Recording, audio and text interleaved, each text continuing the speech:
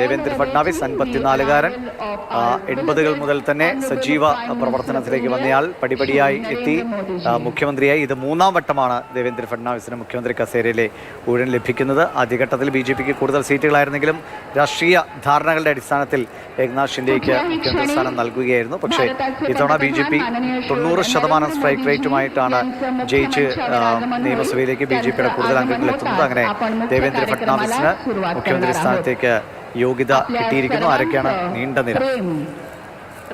നീണ്ട നിര തന്നെ അവിടെ കാണാനുണ്ട്. അംബാനി കുടുംബത്തിൽ നിന്നുള്ള എല്ലാവരും എത്തിയിട്ടുണ്ട്. ഷാരൂഖ് ഖാൻ എത്തിയിട്ടുണ്ട്. സച്ചിൻ തെണ്ടുൽക്കർ എത്തിയിട്ടുണ്ട്. അവരുടെ ശക്തി പ്രകടനമായി ഒരു സത്യപ്രതിജ്ഞയെ ജനങ്ങൾക്ക് മുമ്പിൽ കാണിക്കാൻ തന്നെയാണ് മഹായുതി സഖ്യത്തിന്റെ നീക്കം. ഇപ്പോഴെന്തായാലും അവിടെ സത്യപ്രതിജ്ഞാ ചടങ്ങുകൾ ആരംഭിച്ചു കഴിഞ്ഞിട്ടുണ്ട്.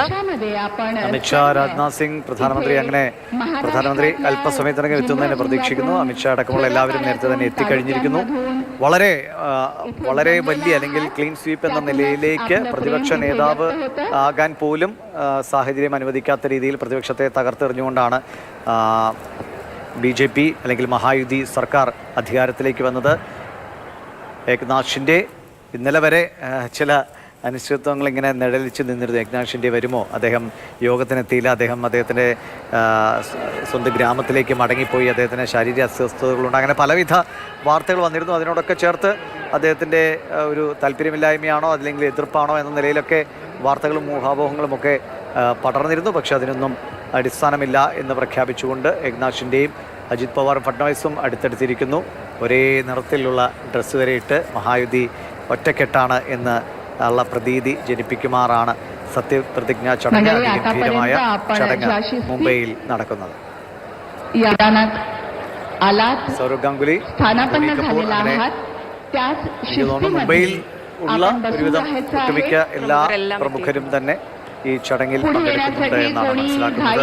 നിതിൻ ഗഡ്കരി, ശിവരാജ് സിംഗ് ചൗഹാൻ, JP നഡ്ഡ, അമിത്ഷാ, രാജ്നാഥ് സിംഗ്.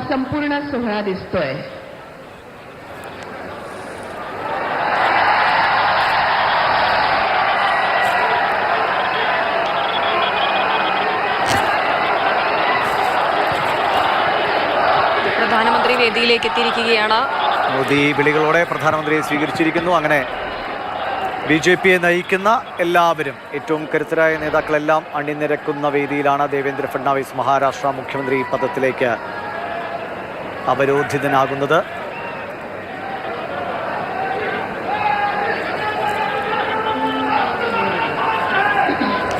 നമസ്കാർ. ശപഥവിധി കാര്യക്രമാല സത്യപ്രതിജ്ഞാ ചടങ്ങുകളെല്ലാം അവിടെ തുടങ്ങിയിരിക്കുകയാണ്. ഇപ്പോൾ പ്രധാനമന്ത്രി കൂടി ചടങ്ങിലേക്ക് എത്തിയിട്ടുണ്ട്. എങ്ങനെയാണ് അവിടെ പരിപാടികൾ പുരോഗമിക്കുന്നത്? ഇതര സർവ മാന്യവർ यांचा हार्दिक स्वागत आहे. ശരി, പ്രസംഗത്തിലേക്ക് തിരികെ എത്താം. എന്തായാലും സത്യപ്രതിജ്ഞാ ചടങ്ങ് പുരോഗമിക്കുകയാണ്. എല്ലാവരും എത്തിക്കഴിഞ്ഞു. വിശിഷ്ടാതിഥിയെ എത്തേണ്ടിയിരുന്നത് പ്രധാനമന്ത്രിയാണ്. പ്രധാനമന്ത്രി ഇപ്പോൾ സദസ്സിനൊപ്പം ചേർന്നിരിക്കുന്നു. ബസന്ത് ചേരുന്നുണ്ട്. ബസന്ത്, അവിടെ സത്യപ്രതിജ്ഞാ ചടങ്ങ് ആരംഭിച്ചിരിക്കുകയാണ്. പ്രധാനപ്പെട്ട എല്ലാവരും എത്തിക്കഴിഞ്ഞു. പ്രധാനമന്ത്രിയും ഇപ്പോൾ വേദിയിലേക്ക് എത്തിക്കഴിഞ്ഞു. ചടങ്ങ് എങ്ങനെയാണ് അവിടെ പുരോഗമിക്കുന്നത്?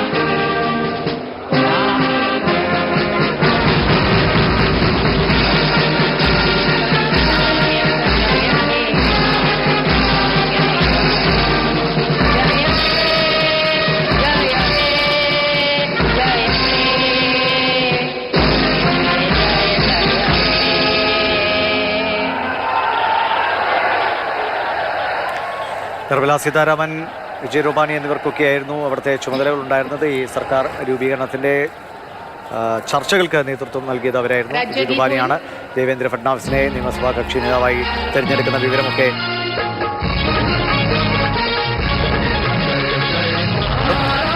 ചടങ്ങിൽ പങ്കെടുക്കുന്നു. മഹാരാഷ്ട്ര അല്ലെങ്കിൽ മറാഠ ഗാനമാണ് ഇപ്പോൾ കേൾക്കുന്നത്. ബസന്ത് ബസന്ത് തുടരുന്നുണ്ട്. ബസന്ത്, ഇപ്പോൾ അവിടെ ചടങ്ങ് എങ്ങനെയാണ് പുരോഗമിക്കുന്നത്? സത്യപ്രതിജ്ഞാ ചടങ്ങ് ആരംഭിക്കുകയാണ്. ദേശീയ ഗാനാലാപനത്തിന് ശേഷം മറാഠ ഗാനം കൂടി കഴിഞ്ഞ ശേഷം മാത്രമേ സത്യപ്രതിജ്ഞ ചടങ്ങുകൾ ആരംഭിക്കുകയുള്ളൂ.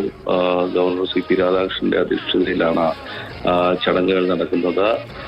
ദേവേന്ദ്ര ഫഡ്നവിസ് മുഖ്യമന്ത്രിയായി 3-ാം തവണയാണ് സത്യപ്രതിജ്ഞ ചെയ്യുന്നത്. ഉപമുഖ്യമന്ത്രിമാരായി ഏക്നാഥ് ഷിൻഡെയും അജിത് പവാറും സത്യപ്രതിജ്ഞ ചെയ്യും. ഇന്ന് ഇവരുടെ 3 പേരുടെ സത്യപ്രതിജ്ഞ മാത്രമേ ഉള്ളൂ.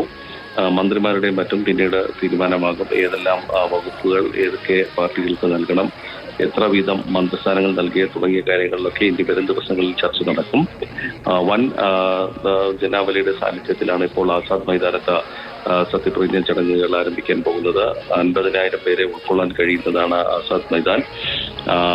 ബോളിവുഡ് താരങ്ങളും അതോടൊപ്പം തന്നെ ബോംബെയിലെ വ്യവസായ പ്രമുഖരായ മുകേഷ് അംബാനി അടക്കമുള്ളവരും ഇപ്പോൾ വേദിയിലുണ്ട്. സിനിമാ താരങ്ങളായ ഷാറൂഖ് ഖാൻ, സൽമാൻ ഖാൻ, സഞ്ജയ് ദത്ത്, രൺബീർ കപൂർ തുടങ്ങിയവരൊക്കെ തന്നെ ഇപ്പോൾ ഈ സത്യപ്രതിജ്ഞ ചടങ്ങിൽ ഭാഗമാകാൻ വന്നിട്ടുണ്ട്. ക്രിക്കറ്റ് താരം സച്ചിൻ ടെണ്ടുൽക്കർ, ഭാര്യ അഞ്ജലി എന്നിവരും വേദിയിലുണ്ട്. അതോടൊപ്പം വ്യവസായ പ്രമുഖരായ മുകേഷ് അംബാനി, അനിൽ അംബാനി തുടങ്ങിയവരൊക്കെ തന്നെ നമുക്ക് കാണാൻ കഴിയുന്നു.